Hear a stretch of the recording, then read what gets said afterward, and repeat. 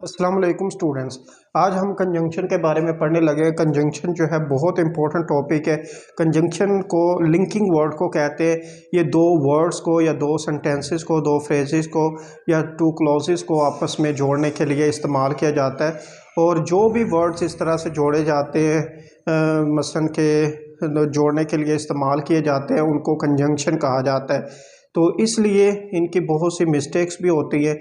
और कई जो स्टूडेंट्स हैं जब अपना टेस्ट दे रहे हैं, पेपर दे रहे होते हैं, तो वो इस चीज़ का ख्याल नहीं करते, जिसकी वजह से उनकी मिस्टेक्स वैसे ही रह जाती है और पेपर में जो है मार्क्स उनके डिडक्ट होने की वजह बन जाते हैं। तो आज हम इसके कुछ जो रूल्स हैं वो डिस्कस करने लगे हैं। अगर आप उन रूल्स को फॉलो करेंगे तो कंजंक्शन की कोई भी मिस्टेक आप नहीं करेंगे, बल्कि every sentence will be correct to you. तो हर एक जो है आपका जो सेंटेंस है वो बिल्कुल ठीक होगा। तो आज इसी तरह से मैंने कुछ आपके लिए ये सेंटेंसेस लिखे हैं, साथ में उसको मिस्टेक्स को भी हाईलाइट किया हुआ है, ताकि आप लोग इन मिस्टेक्स को अच्छी तरह से जहन में रखें, पूरी वीडियो देखें और हमारे चैनल को भी सब्सक्राइब करें। बार बार इस वीडियोस को देखेंगे 3-4 दफ़ा तो फिर ये रूल्स अच्छी तरह जहन में बैठते हैं। और 1-2 दफ़ा देखने से ये वीडियो जो है आपको बेनिफिट नहीं देगी और ये रूल्स अच्छी तरह जहन में नहीं बैठते।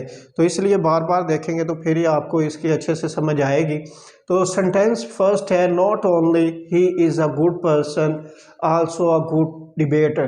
तो स्टूडेंट यहाँ पे मैंने इसको लाइन अंडरलाइन किया हुआ है, यहाँ पे बट यूज़ किया जाएगा। जब भी कोई भी सेंटेंस होता है तो नॉट ओनली के साथ बट आल्सो आप यूज़ करते हैं तो फिर ही ये सेंटेंस ठीक होता है, अदरवाइज ये सेंटेंस ठीक नहीं होगा, क्योंकि ये दोनों चीज़ों का कम्बिनेशन है।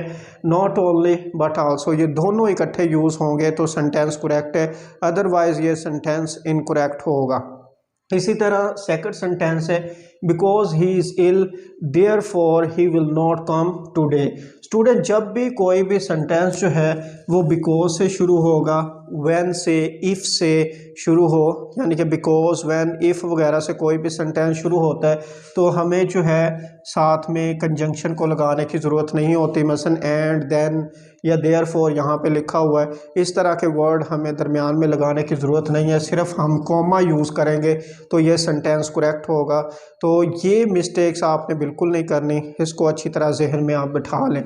नेक्स्ट थर्ड सेंटेंस है, you can not pass unless you don't work hard. तो स्टूडेंट अनलेस का मीनिंग होता है जब तक ना। इसी तरह इससे मिलता जुलता एक वर्ड है अनटिल, तो उसका मतलब भी जब तक ना होता है।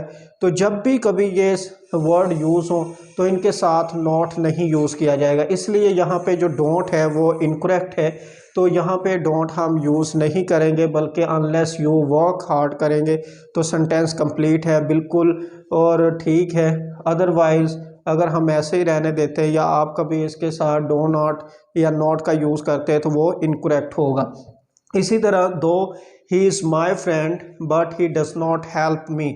स्टूडेंट जब भी कोई भी सेंटेंस जो है वो दो से शुरू हो, आल दो से शुरू हो, तो ये बट नहीं बल्कि येट लेगा तो ये सेंटेंस ठीक होगा, अदरवाइज़ ये इनकरेक्ट सेंटेंस है।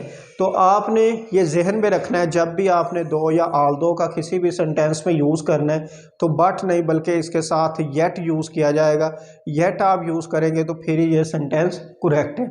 इसी तरह scarcely had he gone then I tried. Student जब भी स्कार्सली किसी भी सेंटेंस में आएगा और स्कार्सली से सेंटेंस शुरू हो रहा हो तो आप देन नहीं बल्कि इसके साथ व्हेन यूज़ करेंगे तो सेंटेंस करेक्ट होगा। व्हेन आप इसके साथ स्कार्सली व्हेन आएगा तो स्कार्सली व्हेन के यूज़ से ही ये सेंटेंस करेक्ट है। इसी तरह no sooner I enter the room when he came. Student यहाँ पे व्हेन नहीं आएगा बल्कि देन यूज़ किया जाएगा, नो सूनर देन। तो ये कम्बिनेशन है, इनको आपने अच्छे से याद कर लेना है, नो सूनर देन लेता है, ठीक है। इसी तरह स्कार्सली जो है वो व्हेन लेता है। तो आपने इनको अच्छी तरह से इन कम्बिनेशंस को याद रखेंगे तो आपकी कोई मिस्टेक्स नहीं होगी। इसी तरह hardly had he seen me then I stop. तो स्टूडेंट देन नहीं आएगा बल्कि इसकी जगह पे व्हेन यूज़ किया जाएगा, जैसे कि स्कार्सली में मैं आपको बता चुका हूँ। तो हार्डली भी इसी तरह से, दोनों का मतलब भी होता है मुश्किल से या बमुश्किल। तो ये जब भी यूज़ किए जाएंगे इनके साथ व्हेन यूज़ किया जाएगा, ठीक है। तो आपने इसको जहन में रखना है। I asked him that whether he would go. तो स्टूडेंट यहाँ पे दैट यूज़ नहीं किया जाएगा, क्योंकि जो नेक्स्ट है सेंटेंस ये इंटरेक्ट स्पीच है।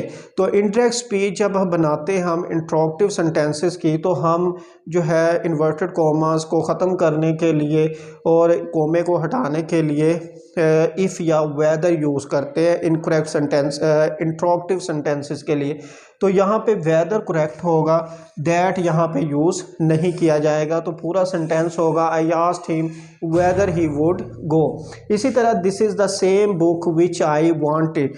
तो स्टूडेंट जब भी द सेम यूज़ किया जाएगा आप विच नहीं बल्कि दैट यूज़ करेंगे, क्योंकि द सेम जो है वो दैट लेता है, विच कभी भी नहीं लेता। तो आपको ये मिस्टेक अच्छी तरह पता होना चाहिए, और मैं यकीन से कह सकता हूँ कि बहुत सी ऐसी मिस्टेक्स होंगी जो कि आप दोहराते रहे अपने पेपर्स में, अपने टेस्ट में, लेकिन आइंदा जो है आप इन चीज़ों का बहुत अच्छे से ख्याल रखेंगे। हमारी वीडियोस को देखते रहें, चैनल को सब्सक्राइब करें ताकि आप मज़ीद वीडियोस देख सकें और अपनी ग्रामर को, इंग्लिश को इम्प्रूव कर सकें, और जो है किसी भी टेस्ट में आपको कोई दिक्कत ना हो। Thank you.